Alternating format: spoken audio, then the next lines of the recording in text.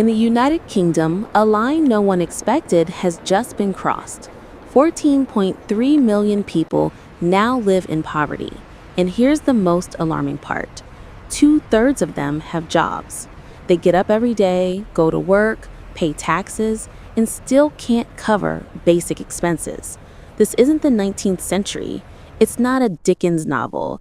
It's the reality of 2025 in the world's sixth largest economy. Before our eyes, the foundation that held British society together for generations is breaking apart.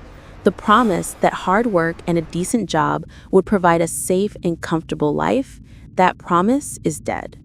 Today, a salary that once brought comfort means choosing between heating your home and feeding your family.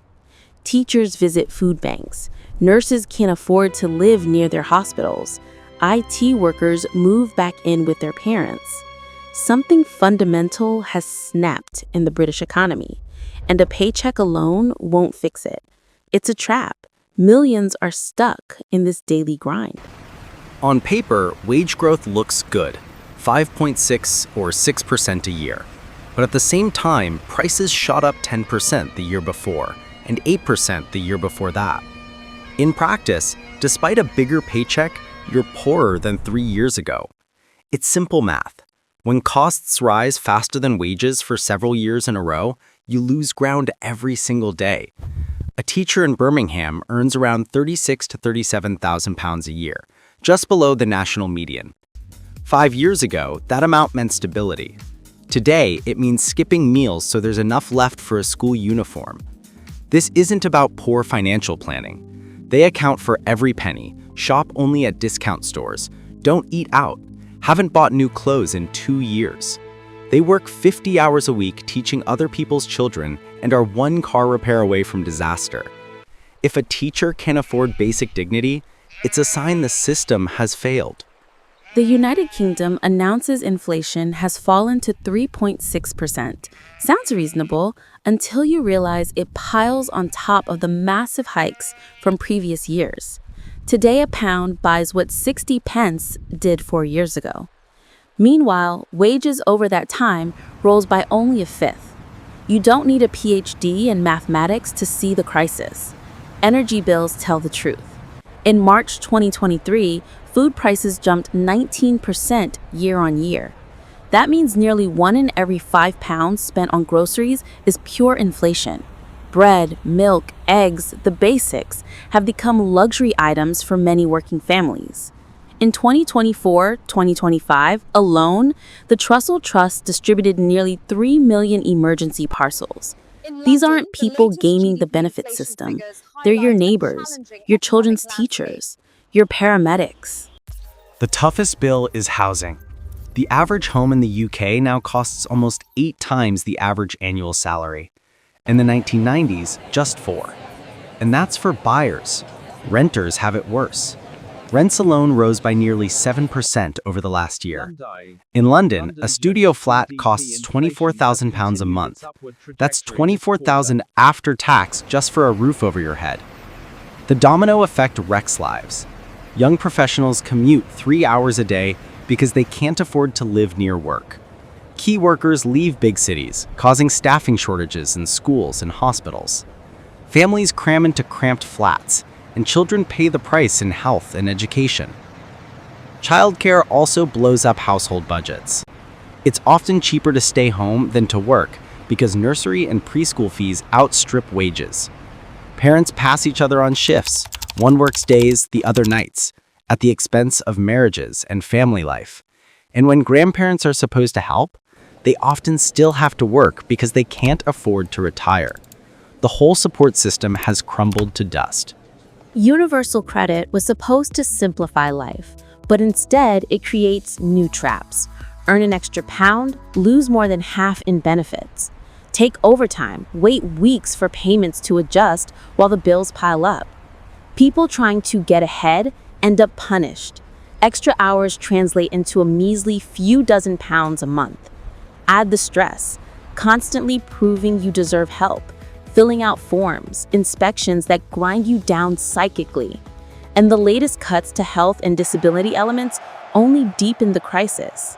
People with illnesses are pushed to work beyond their limits, harming their health and driving them further into poverty. Nearly 7 million people operate in extremely insecure employment. 0-hour contracts, gig economy apps handed out day by day. One week you earn £15 an hour but only get 10 hours. The next week, 30. How do you get a mortgage, rent a flat, or plan a future amid that chaos? Delivery drivers in Manchester make £800 one week and £200 the next because that's what the app's algorithm decided. They're not unemployed, but they're not truly employed either. It's a gray zone where work doesn't bring security. The map of poverty isn't random. The West Midlands and the Northeast are regions where work doesn't pay enough to live. When mines and factories closed, the replacement jobs paid half as much, with none of the stability. Today, in the former potteries of Stoke-on-Trent, Amazon times your bathroom breaks, and distribution centers count every second of movement. The dignity of work disappeared along with the wages. You can grind full-time and still stand in line for food. London tells a different story, but ends the same way. Wages are higher, costs are astronomical. A professional earning $70,000 in the capital has less disposable income than someone on $40,000 in Newcastle once housing is factored in. Even the middle class is suffocating financially. Teachers' real wages are lower than a decade ago. Junior doctors earn less in real terms than their predecessors 30 years ago. These were the success jobs. Get a degree and you'll be safe. Today, that's a mirage. A software engineer on $60,000 can't provide the lifestyle their parents had on half that salary. Private schools? Out of reach. Foreign holidays? Maybe camping in Wales. To maintain the old standard, you now need upper-class income. People's mental health is cracking. They poured in effort, study, qualifications, overtime, and are still poorer than their parents. The social contract didn't just break, it reversed. Progress turned into regression. The ladder earlier generations climbed now has missing rungs. Retirement security quietly evaporated. Workplace pension schemes closed. The state pension age went up. And auto-enrollment means setting aside money you lack today for an old age that won't be dignified. Current pensioners aren't spared either.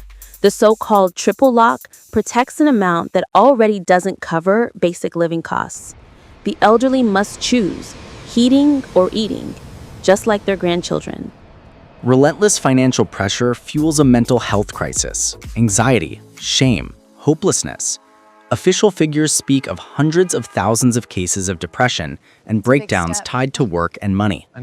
By the time people get help, they've often lost jobs, marriages, sometimes their lives. Children absorb this stress. They see parents arguing over money, working 2 jobs, too exhausted for bedtime stories. Hungry and anxious, they learn worse, and poverty passes from generation to generation. Families break up more often over money than infidelity. When both partners work full-time and yet still can't provide security for their kids, frustration tears the relationship apart. Poverty doesn't just empty wallets, it steals health, families, and futures. Then comes politics. Brexit cut trade by 15% and pushed up import prices. The pound weakened, so energy and food became even more expensive. Factories moved to Europe, and the UK now imports half its food, meaning every global shock hits British tables faster and harder. Promises of prosperity outside the EU turned into higher prices and fewer opportunities.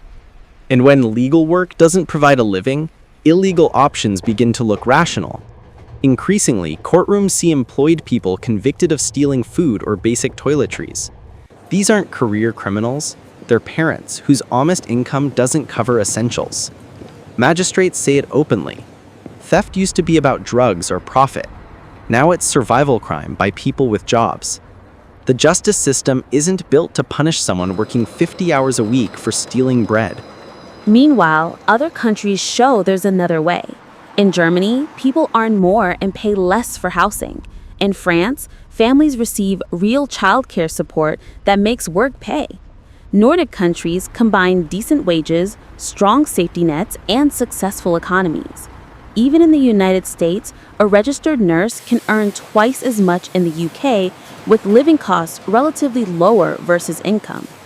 British trained doctors move to Australia, where they earn more and work less. It's no longer adventure, it's desperation. Every government promised reform and delivered cosmetics. The minimum wage rose, but inflation ate it. Universal credit replaced one broken system with another.